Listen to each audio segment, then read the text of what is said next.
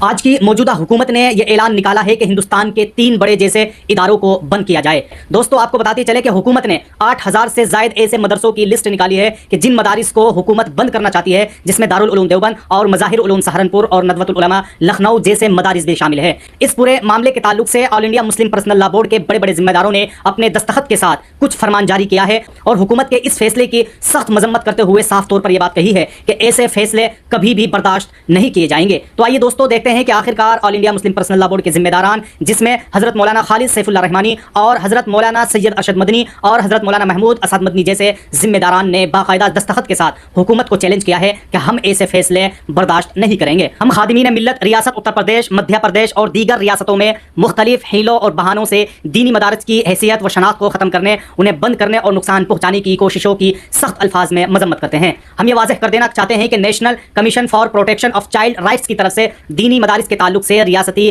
حکومتوں کو دی جانے والی ہدایت سراسر غلط اور غیر قانونی ہے۔ اتر پردیش کے چیف سیکریٹری کی طرف سے مدارس کے طلباء کو سرکاری اسکولوں میں منتقل کر دینا اور 8459 غیر منظور شدہ مدارس کی فہرست کو شائع کر دینا، جس میں دارالعلوم دیوبند اور دارالعلوم ندوۃ العلماء مظاہر علوم سہارنپور جیسے بڑے قدیم مدارس بھی شامل ہے۔ دوستو آپ اس اعلان کو کچھ اس طرح سمجھیے کہ حکومت نے 8449 ایسے مدارس کو باقاعدہ نوٹس بھیج رہی ہے کہ جن کو بند کیا جائے گا، اور جس میں سے آل انڈیا مسلم پرسنل لا بورڈ نے اپنے لیٹر پیڈ میں بھی صاف طور پر ظاہر کیا ہے کہ جس میں دارالعلوم دیوبند بھی اور مظاہر علوم سہارنپور بھی شامل ہے۔ ایسے بڑے مدارس کی فہرست ہے کہ جن کو حکومت بند کرانا چاہتی ہے۔ آگے لکھتے ہیں کہ ہم مسلمانوں کے دینی ملی و جماعتوں اور دینی مدارس و جامعات کے ذمہ داران یہ واضح کر دینا ضروری سمجھتے ہیں کہ دستور کی دفعہ 30(1) کے تحت اقلیتوں کو اپنی تعلیمی ادارے قائم کرنے اور ان کا انتظام کا بنیادی حق حاصل ہے۔ اس طرح RTI ایکٹ نے بھی وضاحت کے ساتھ مدارس کو مستثنی قرار دیا ہے۔ مدارس عربیہ کروڑوں بچوں کو کھانے اور رہنے کی سہولتوں کے ساتھ مفت معیاری تعلیم دیتے ہیں اور برسوں سے تعلیمی طور پر پسماندہ سمجھے جانے والے مسلم معاشرے میں تعلیم کے فروغ کو خاموش اور کامیاب کوشش کر رہے ہیں۔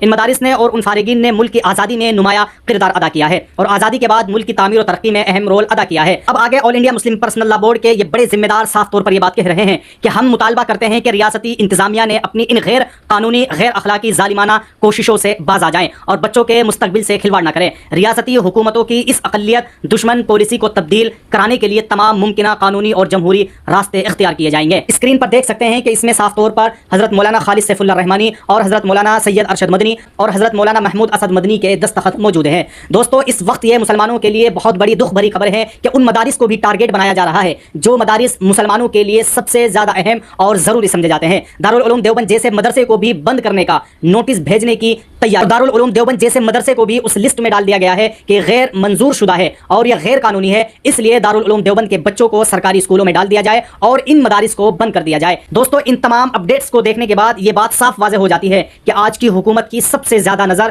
ان مدارس پر ہے، جس میں سے دارالعلوم دیوبند اور ندوۃ العلماء لکھنؤ اور مظاہر علوم سہارنپور جیسے مدارس کو بند کرنے کا ان لوگوں کا سب سے بڑا منصوبہ ہے۔ دوستو آپ سب لوگ اس خبر کے تعلق سے اپنی کیا رائے رکھتے ہیں؟ آپ ہمیں کمنٹ باکس میں ضرور بتائیں۔